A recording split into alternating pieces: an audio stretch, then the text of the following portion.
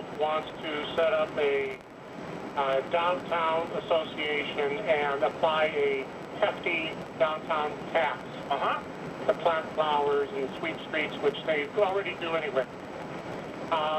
They are going to have a ballot. This ballot was put in or sent out by a third party that does these associations around, I guess, California.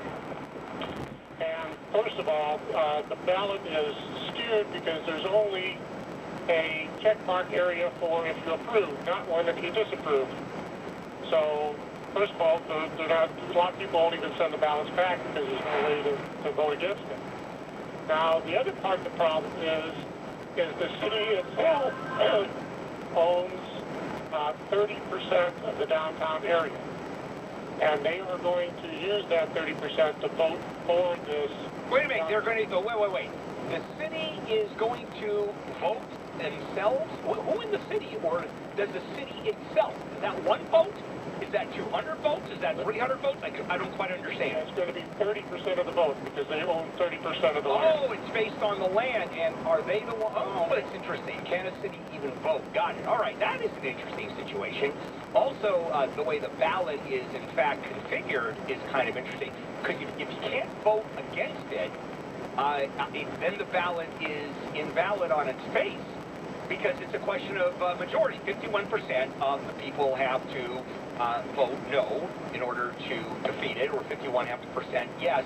And if there's no way to vote no, all they need is one vote, positive, and it's over. Exactly. Okay, so what's your question? Well, first of all, is the ballot legal? No. Okay. Second of all, can the city actually vote on its own tax? I would guess no. I would guess no, but it's either one or both that are completely illegal. So someone's got to go into court and just invalidate the whole thing and ask a judge to say no, thank you. Okay. And so I don't know where you're going to get the money to do that. I would start calling organizations out there, and you get to just do some research. As far as the law is concerned, how can you put a ballot up, a yes or a no ballot, and there's no place to say no? Yeah, I don't quite understand how that works. Al! Hey, Al, welcome to Handling the Law. Yes, question, medical insurance. Yes. I have a primary insurance that had a medical procedure done a while back, and Medicare and my primary insurance are disputing and paying this medical bill about $44,000. Yeah, and? And they keep sending me letters that I need to pay it myself. The hospital does. Right, $44,000 you're supposed to write a check for. And nothing wrong with our health system in this country, is there? Never a problem. I never get a phone call at all about how crappy our health system is and how insurance works. So first thing I would do is call the hospital and say, I don't have the money to pay you. So that's not going to help. And so here's what's going on. I have insurance, they're not paying. I have Medicare, they're not paying. And then if you have to, you get a lawyer to work this out. I mean, you have no choice. I mean, this happens on a constant basis. And there are plenty of organizations out there. I don't even know if you need a lawyer per se. There are organizations that deal with insurance companies because you're not alone. Let me tell you, a good chunk of America has this problem.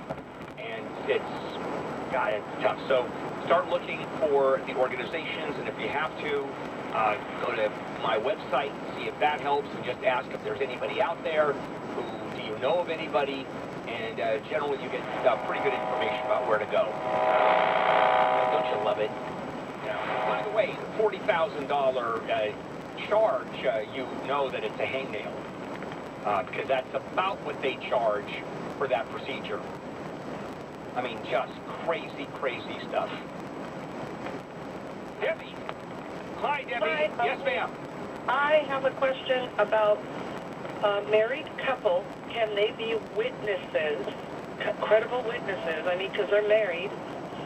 Would that be still the same thing as someone that's unbiased? Yeah, of course they can be witnesses. Now, sure, they can be witnesses to anything. The problem is someone's going to argue bias. Now, is it against each other? Are they defending each other? No. All right. It's against a teacher. Oh, no, that's fine. The fact they're married is no problem. The only issue is, did they see the same thing? Yes, they did. Okay, then you put them both up. That's fine. No Yes. problem with that. Sure, there's no conflict there. Absolutely not. Greg! You're up. Welcome to Handle on the Law, Greg. Hi, Bill. Excuse me. I got a real estate question for you. My wife and I sold a rental property last month, and I was aware that the state takes out their taxes up front now instead of waiting for a year. And I sent the final closing statement over to my CPA so I would know what to plan on for next year. Turns out they took out $5,600 too much. Okay. And he said I would get a refund next year. This equates to signing up with the wrong exemptions on your W-2. Yeah, I don't understand. I think your accountant is wrong on that one, because if there is an overpayment, you have your choice. You can credit it to next year, or you can ask for a refund right now, especially if they took out too much money. So I think it's just a claim that you make against the state. I mean, I just think I contacted the state for that. you go to the website, their website, and you pull out claim form. Do you have an accountant, incidentally, that has done your work? Is it your accountant that said this? For many years, yes. Oh, well, man, you got me, and you have to ask the accountant. You're telling me I can't even make a claim for the money? They just automatically pay it back? See, I don't get that. Every time I've dealt with the IRS... taxes, I would get the refund. Well, I don't get it. I don't get it. That doesn't make any sense to me, so I'd look it up.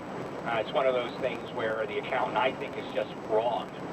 I mean, I've had accountants who were just dead wrong. I switched accountants last year, and